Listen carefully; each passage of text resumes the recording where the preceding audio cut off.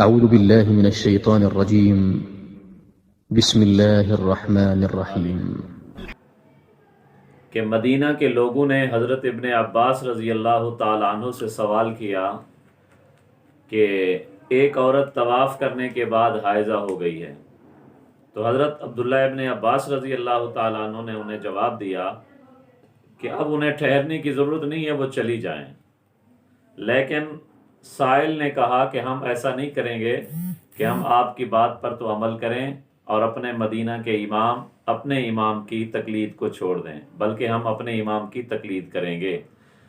تو پھر حضرت عبداللہ بن عباس نے فرمایا کہ ٹھیک ہے، جب تم واپس مدینہ جاؤ تو مدینہ کے امام حضرت زید رضی اللہ تعالیٰ عنہ سے پوچھ لیں کہ وہ جس طرح کہیں اس طرح عمل کریں۔